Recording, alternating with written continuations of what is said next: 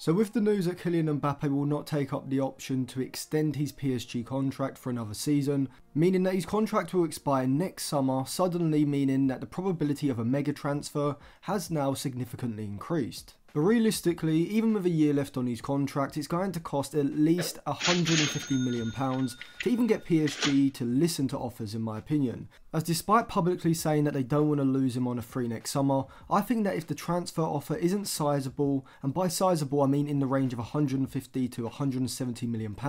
then PSG and Qatar will see selling Mbappe as a PR disaster that isn't worth the fee. Add on to this the signing on fee, the agent fee and the salary package that this transfer will entail should be in the region of £50 to £60 million up front and another £4 to £4.5 million a month, working out at around £50 million as a base salary alone, and what you would imagine to be a 5-year contract with the option of another year. And just to put that into perspective, David De Gea was United's highest earner last season, with a salary of £20 million per season. And so when it comes to Mbappe, realistically it's either Real Madrid or the Premier League who are going to have the money and the attraction to make a deal happen, even if it's without a transfer fee to PSG with him going next summer, likely adding another £50 million onto what Mbappe's camp could probably get this summer. Real Madrid do seem like the obvious option, and to be honest, they probably would have been the only option if Mbappe decided to leave last summer. However, now in 2023, there's a few things that complicate it. Firstly, Vinicius, because he's so good on that left flank,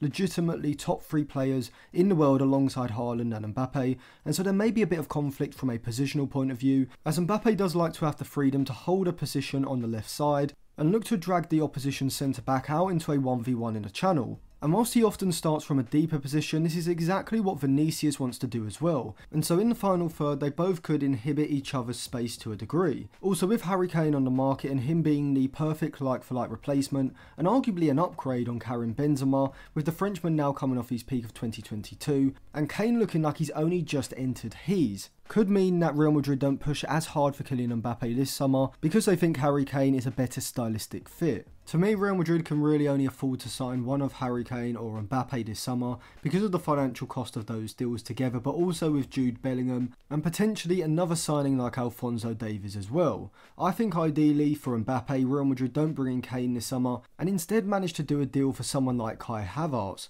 who I think could cost around £60 to £70 million. And that's because then Kylian Mbappe can do one more season at PSG before going to Real Madrid next summer on a free, with part of his transfer fee from this summer going to him and his camp next summer. Plus, I actually think that Mbappe should do one more year at PSG. I do think it could get to the point where it's either this summer or no transfer to the Bernabeu if Real Madrid do bring in someone like Harry Kane alongside a Kai Havertz as well, and Rodrigo continues to develop on the right with Brahim Diaz there as well, and Vinicius having his starting spot on the left. And that is where the Premier League clubs like Manchester United and Newcastle at the moment, but under the right circumstances, potentially also Liverpool and Chelsea next summer could come into play as well. Just quickly before I go on, if you do like the content and you want to listen to something more long form, you can sign up to my Patreon podcast where you can do a 7-day free trial. I already have 2 episodes out, but I'm basically going to be just discussing the transfer news, not just from Manchester United, but from other clubs as well and other players, and I'll probably answer some questions as well. So if you do want to help support the channel and get some more long form content as well, I'll leave it linked down in the description.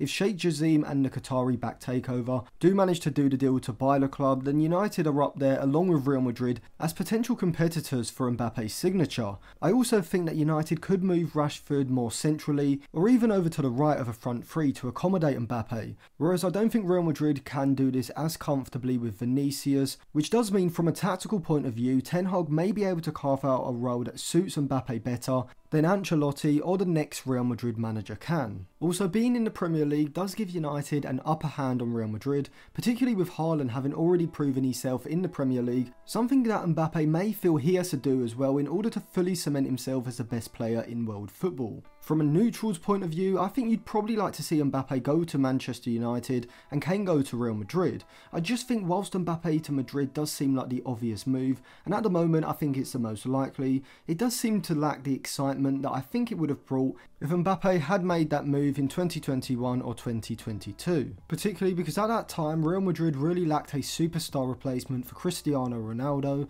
with Eden Hazard's move being a disaster. But now in 2023, Vinicius Jr. has firmly taken on that mantle and is doing it on the left flank where Mbappe would ideally be playing. And to be honest, he comes under the same sort of positional conflict at both Newcastle and Chelsea as well, with Alexander Isak and Mykhailo Mudryk being big signings for both sides, and so from a pure stylistic and tactical point of view, Liverpool might be the best option, particularly if someone like Salah or Darwin Núñez were to go the other way to PSG to facilitate a move. Unfortunately, that's not on the table for Liverpool this summer, and so that move would have to be next summer. Chelsea as well really can't afford to do a deal this summer either, and so if Qatar can get everything finalised with United relatively soon and the money and will on both sides is there, and with PSG as well willing to do a deal, it does seem, it is feasible that with Real Madrid maybe not willing to do a deal this summer as much as they will be willing to do it next summer, may give United their best opportunity that they are going to get to land Mbappe, as next summer there's going to be a lot more interested parties, of course because there won't be a transfer fee.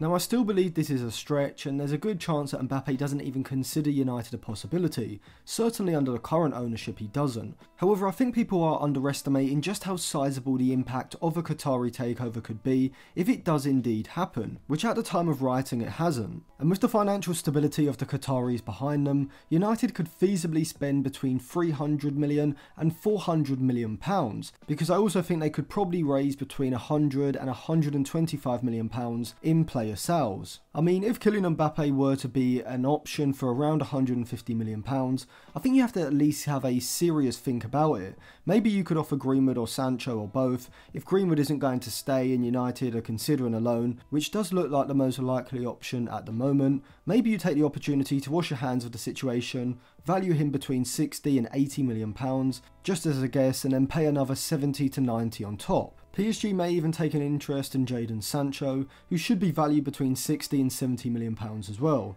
Players like Anthony Martial, Wan-Bissaka and Lindelof, all with 1 year left on their contracts, could all be options as well and be used as makeways, with all being valued between 15 to 25 million pounds, only less because of their contract situations. On PSG's end, they can only let Mbappe go if the right players are coming in. Leao has just signed a new contract at AC Milan, which means a 50 to 60 million pound deal that could have been done this summer because he had 1 year left on his contract has now become a 130 to 150 million pound deal. The same price will probably be quoted for Kvaratskhelia and Osimhen, and even if PSG could prize Vinicius Jr. or Erling Haaland away, they're going to cost that much as well. For me, it makes sense for PSG to take the financial hit with Mbappe and go all in on next season, and the way I think they should go about doing it is by allowing Neymar to follow Messi out of the door without a transfer fee this summer, and bringing Bernardo Silva to play on the right hand side, likely costing around 70 to 80 million pounds from Manchester City, and also bringing Marcus Thuram on a free to compete with Hugo Ekitike for the number 9 starting spot with Mbappe to their left. That front three ahead of a midfield three of Verratti and Fabian Ruiz,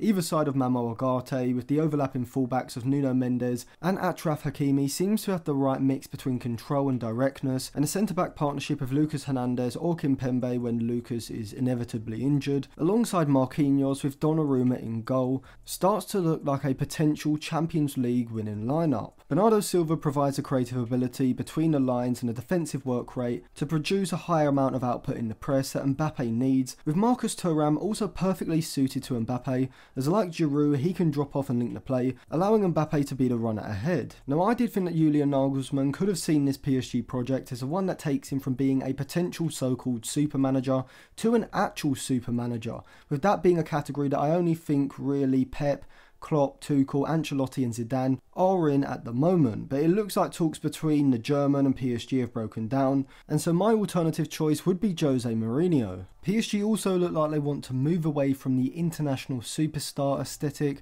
which seems to have failed with Messi and Neymar, and move to more of a French identity, keeping Mbappe for one more season and going for the Champions League with all their focus, and then look to replace him next summer with one of Kvaratskhelia, Leao or Vinicius Jr., if any of those were to become available, whilst also bringing in other French talents like Maxime Kakare, Mouani, Rayan Cherki, Mike Maignan and Moussa Diaby for example, in order to start to establish a greater French identity throughout the whole squad. And I think it is important for PSG because of their unique position in football, where they are a super club who aren't in a super league and so don't have the same prestige of a Real Madrid or Barcelona, which I do think in the coming years will become a cost to PSG when attracting the biggest talents. If I'm focusing on PSG's long-term identity, they need to go for the Real Madrid model, Being France's club just as Madrid is the club synonymous with Spain, but with the glamour and almost arrogance that Madrid styles so perfectly. And I think this is something that Manchester United could also do, because you'd probably say that if England had a team like Spain, France and Germany do, it would be Man United because of the amount of success with English players the club has had.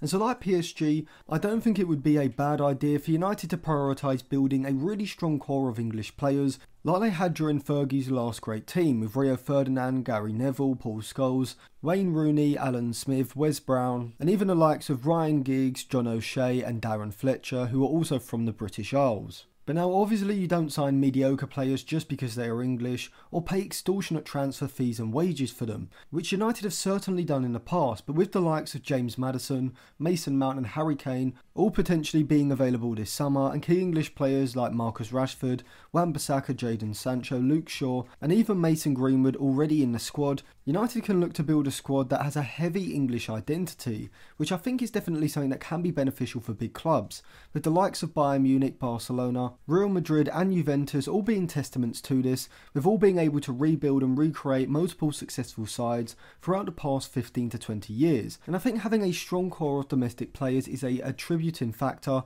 as you constantly have those key players remaining at the club season after season. But I am still questioning whether Mbappe would even look to leave PSG this summer, let alone come into Manchester United, as at the moment Mbappe is the centrepiece of the club. And whilst they've got him, I think they should use him, because if Mbappe wins the Champions League next summer and then leaves, I think that's mission complete. And it will prove PSG were right not to sell Mbappe for big money a few years ago, or even this summer. Otherwise, without a Champions League, it has to be considered a failure. If the Real Madrid deal seems too complicated, and Mbappe sees a move to Madrid later on in his career as a better option, which is feasible as he could do 3 or 4 years at United, then in that situation I think a move to Old Trafford could make a lot of sense. Without even looking at it from an on-pitch point of view, Mbappe would be the type of marquee signing that the new Qatari regime would see as ideal, whilst also keeping Mbappe out of the clutches of Florentino Perez and Real Madrid. If Mbappe was signed either this summer or next summer, I think he immediately goes in as a centre forward, with Marcus Rashford starting from the left and one of Antony or Greenwood starting from the right. Now in the build-up phase, this front three gives United a lot of pace in behind, and so naturally, rather than asking Mbappe to play the Harry Kane role of dropping off and looking to find space in behind the opposition's midfield when they push up onto United in their defensive third, instead Mbappe is going to hold a high position and look to pin the centre-backs backward. And so the result of this is that rather than creating space in behind the opposition's backline, which Kane's movement would do as he would pull them deep, pulling the centre-backs out of that central space in the back line, opening up the space for Antony and Rashford to make those diagonal runs into. Instead, Mbappe's advanced positioning is going to create space in front of the opposition's back line and in behind their midfield. And so this means that rather than players like Bruno Fernandes and Mason Mount looking to make runs ahead of the striker and looking to receive the ball in behind the back line, with Mbappe, because that space isn't going to be created as frequently, they are instead going to look to hold positions between the lines, receive the ball, and then look to link with the front three from there. But I also think we could see a lot of positional fluidity between the front three. If United's central midfielders ahead of Casemiro, let's say it's Mount and Fernandes for example, decide to drop deep and help United progress the ball out of the defensive third, dragging the opposition central midfielder up the pitch, Marcus Rashford, rather than holding a position high and wide on the left flank,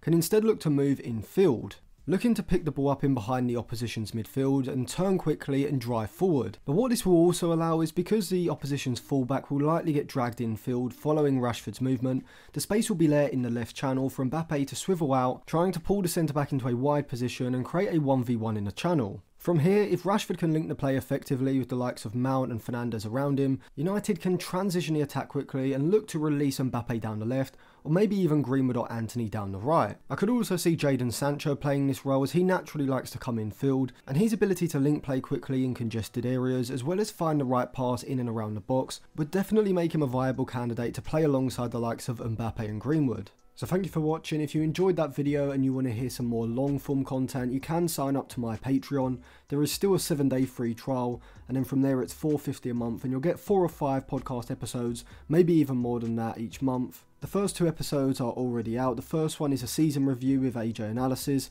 and the second one is me talking about some of the recent transfer news. But if not, make sure you subscribe to the channel and go to the description to check out some more videos as well.